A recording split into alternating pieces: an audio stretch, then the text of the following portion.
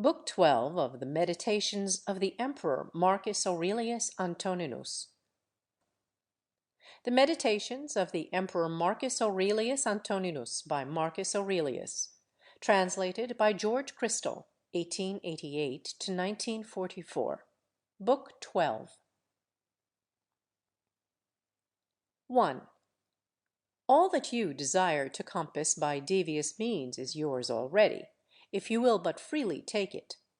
That is to say, if you will leave behind you all that is past, commit the future to Providence, and regulate the present in piety and justice. In piety, that you may love your appointed lot, for nature gave it to you, and you to it. In justice, that you may speak the truth without constraint or guile, that you may do what is lawful and proper, that you may not be hindered by the wickedness of others, or by their opinion or their talk, or by any sensation of this poor surrounding body, for the part concerned may look to that. If then, now that you are near your exit, setting behind you all other things, you will hold alone in reverence your ruling part, the spirit divine within you. If you will cease to dread the end of life, but rather fear to miss the beginning of life according to nature, you will be a man, worthy of the ordered universe that produced you. You will cease to be a stranger in your own country, gaping in wonder at every daily happening, caught up by this trifle or by that. 2. God beholds all souls bare and stripped of these corporeal vessels, husk and refuse. By his intelligence alone, he touches that only which has been instilled by him and has emanated from himself. If you would but inure yourself to do the like, you would be eased of many a torment. For he who regards not the surrounding flesh will not waste his leisure in thinking about vesture, house, or fame, or other mere external furniture or accoutrement. 3. 3 parts there are of which you are compact: body, soul, intelligence. Of these, the 2 first are yours in so far as they must have your care. The third only is properly your own.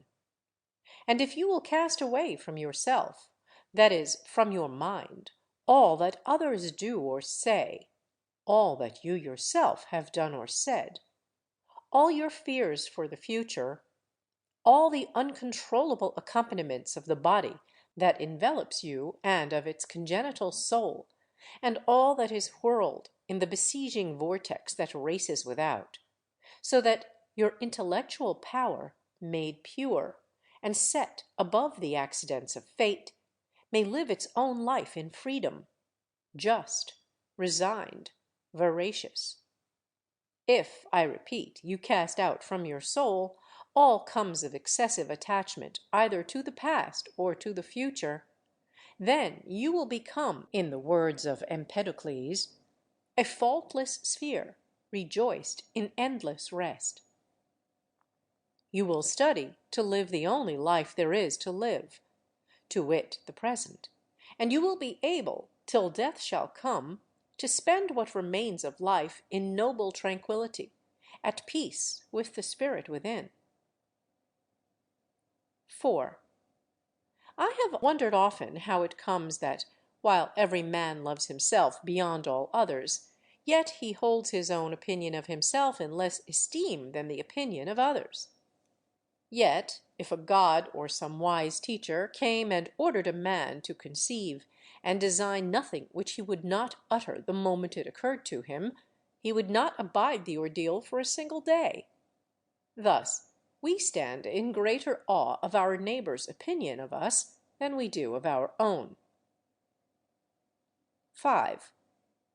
How can it be that the gods, who have ordered all things well for man's advantage, overlooked one thing only, to wit, that some of the best of mankind, who have held the closest relations with things divine, and by pious works and holy ministry become intimate with the divinity, once dead, should arise no more, but be altogether extinguished. If this be truly so, be well assured that, if it ought to have been otherwise, they would have made it otherwise. Had it been right, it would have been practicable, and had it been according to nature, nature would have effected it. From its not being so, if it really be not so, be persuaded that it ought not to have been. You see that in debating this matter you are pleading a point of justice with the gods. Now we would not thus plead with the gods were they not perfectly good and just. And if they are so, they have left nothing unjustly and unreasonably neglected in their administration. 6. Essay even tasks that you despair of executing. The left hand, which in other things is of little value for want of use, yet holds the bridle more firmly than the right, for in this it has practice. 7. Consider how death ought to find you, both as to body and as to soul. Think of the shortness of life, of the eternities before and after, and of the infirmity of all material things. 8. Contemplate the fundamental causes stripped of disguises. Think what pain is, what pleasure is, what death, and what fame. Consider how many are themselves the causes of all the disquiet that they suffer, how no man may be hindered by another, how all is matter of opinion. 9. In the use of principles, we should be like the pugilist rather than the swordsman. For when the latter drops the sword which he uses, he is undone. But the former has his hand always by him, and needs but to wield it. 10. Consider well the nature of things, distinguishing between matter, cause, and purpose. 11. What a glorious power is given to man, never to do any action of which God will not approve, and to welcome whatever God appoints for him. 12. As to what happens in the course of nature, the gods are not to be blamed. They never do wrong, willingly or unwillingly. Neither are men to be blamed, for they do no wrong willingly. There is therefore none to blame. 13. How ridiculous and how like a foreigner is he who is surprised at anything which happens in life! 14. There is either a fatal necessity, an unalterable order, or a placable providence, or a blind confusion without a governor. If there be an unalterable necessity, why strive against it? If there be a providence admitting of propitiation, make yourself worthy of the divine aid. If there be an ungoverned confusion, be comforted, seeing that in this tempest you have within yourself a guiding intelligence. And if the wave should carry you away, let it carry away the carcass and the animal life, for the intellectual part of you it will not carry away. 15. If the light of a lamp shine, and lose not its radiance until it be extinguished, shall truth, justice, and temperance be extinguished in you before your own extinction? 16. When you have the impression that a man has sinned, say to yourself, how do I know that this is sin? And if he has sinned, consider that he stands self-condemned, and thus, as it were, has torn his own face. He that would wish the wicked not to sin is like one who would have the fig tree not have juice in its figs, would have infants not cry, horses not neigh, and other inevitable things not happen. What shall the wicked man do, having a wicked disposition? If you are so keen, cure it. 17. If a thing be not becoming, do it not. If not true, say it not. 18. Endeavor always to see in everything what it is that causes your impression, and unfold it by distinguishing the cause, the matter, the relation to other things, and the period within which it must cease to exist. 19. Perceive at last that there is within you something better and more divine than the immediate cause of your sensations of pleasure and pain. Something, in short, beyond the strings which move the puppet. What is now my thought? Is it fear, suspicion, lust, or any such passion? 20. In the first place, let nothing be done at random or without an object. In the second, let your object never be other than the common good. 21. Yet a little, and you shall be no more. Nor shall any of these things remain which you now behold, nor any of those who are now living. It is the nature of all things to change, to turn, and to corrupt, in order that other things may, in their course, spring out of them. 22. Reflect that everything is matter of opinion, and opinion rests with yourself. Suppress then your opinion what time you will, and like one who has doubled the cape and reached the bay, you will have calm and stillness everywhere, never a wave. 23. Any one natural operation, ending at its proper time, suffers no ill by ceasing, nor does the agent therein suffer any ill by its thus ceasing. In like manner, as to the whole series of actions which is life, if it ends in its season, it suffers no ill by ceasing, nor is he who thus completes his series in any evil case. The season and the term are assigned by nature, sometimes even by your own nature, as in old age, but always by the nature of the whole, by the interchange of whose parts the universe still remains fresh and in its bloom. Now, that is always good and seasonable which is advantageous to the nature of the whole. Wherefore, the ceasing of life cannot be evil to the individual.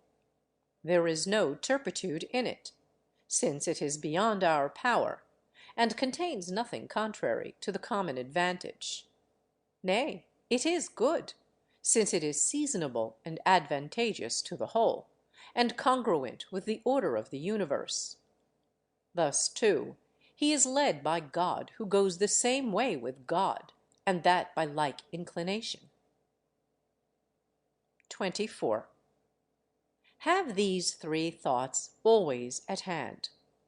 First, as to your action, do nothing inconsiderately or otherwise than justice herself would have acted.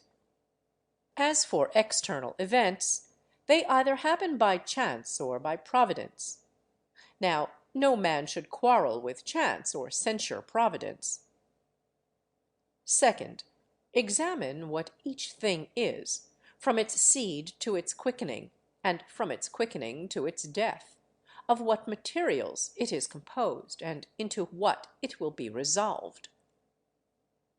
Third, reflect that could you be raised on high, and from thence behold all human affairs, you would discern their great variety, conscious at the same time of the crowds of serial and ethereal inhabitants around us. But were you so raised ever so often, you would always see the same things, all uniform and of brief duration. Can we set our pride on such matters? 25. Cast away opinion, and you are saved. Who then hinders you from casting it away? 26. When you fret at anything, you have forgotten that all happens in accordance with the nature of the universe, and that the wrong done was another's. This, too, that whatever happens has happened, and will happen, and is now happening everywhere. You have also forgotten how great is the bond between any man and all the human race, a bond not of blood and seed, but of common intelligence. You have forgotten that the intelligence of every man is divine, and an efflux from God. Also, that no man is proprietor of anything. His children, his body, his very life are given of God. You have forgotten, too, that everything is matter of opinion, and that it is the present moment only that one can live or lose. 27. Bring to frequent recollection those who have grieved about anything overmuch, those who have been preeminent in the extreme of glory or misfortune, in feuds or other circumstances of fate. Then stop and ask, where are they all now? Smoke and ashes, and an old tale, or perhaps not even a tale. Pass them all in review. Fabius Catulinus in the country, Lucius Lupus in his gardens, Stertinius at Baiae, Tiberius at Capreae, Velius Rufus, and, in fine, all eminence attended with the high regard of men. How cheap is all that is so eagerly pursued! And how much better does it become a philosopher to show himself, in the part of the material world allotted to him, just, temperate, and obedient to the gods, and this with simplicity, for most intolerable of all is the pride of false humility. 28. To those who ask, where have you seen the gods, and how assured yourself of their existence, that you worship them, make this reply. First, they are visible, even to the eye. Again, my own soul I cannot see, and yet I reverence it. Thus, too, as regards the gods, I continually feel their power, and so I know that they exist, and I worship them. 29. The safety of life is to see the whole nature of everything, and to discern the matter and the form of its constitution. Also, to do justice with all your heart, and to speak the truth. What remains but to enjoy life, adding one good to another, so as not to lose the smallest interval? 30.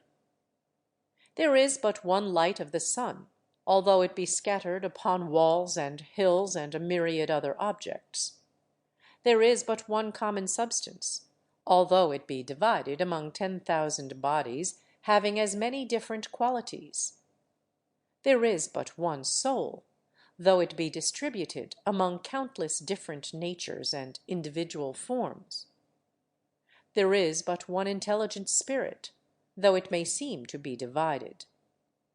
The other parts of these individuals of which we have spoken, such as breath and matter, are void of perception and of mutual affection. Yet even they are held together by the intelligent spirit, and gravitate together. But intelligence has a special tendency to its kind, and unites therewith, and the community of feeling is not broken. 31. What do you desire? To live on? Or is it to feel or to desire? To grow and to decay again? To speak or think? Which of all these seems worthy to be desired? And if each and all of them is despicable, proceed to the last that remains, to follow reason and God. Now, it is repugnant to reverence for reason and for God, to grieve at the loss by death of these other despicable things. 32. How small a part of the boundless immensity of the ages is allotted to each of us, and presently that will vanish in eternity! How little is ours of the universal substance! How little of the universal spirit! On what a little clod of the whole earth do we creep! Considering all this, reckon nothing great except to act as your nature leads you, and to endure what universal nature brings to pass. 33. How is it with your ruling part? On this all depends. All other things, within or without our control, are but corpses, dust, and smoke. 34. This, most of all, must rouse you to despise death, that even those who held pleasure to be good and pain to be evil, nevertheless despised it. 35. To him who holds that alone to be good which comes in proper season, who cares not whether he has acted oftener or less often according to right reason, to whom it makes no difference whether he behold the universe for a longer time or a shorter, for this man death also has no terror. 36. You have lived, O man, as a citizen of this great city. Of what consequence to you whether for 5 years or for 3? What comes by law is fair to all. Where, then, is the calamity, if you are sent out of the city by no tyrant or unjust judge, but nature herself, who at first introduced you, just as the praetor who engaged the actor again dismisses him from the stage? But, say you, I have not spoken my 5 acts, but only 3. True, but in life 3 acts make up the play. For he sets the end who was responsible for its composition at the first, and for its present dissolution. You are responsible for neither. Depart then graciously, for he who dismisses you is gracious. End of Book 12. Recording by Linda Johnson. End of The Meditations of the Emperor Marcus Aurelius Antoninus by Marcus Aurelius. Translated by George Chrystal, 1888 to 1944.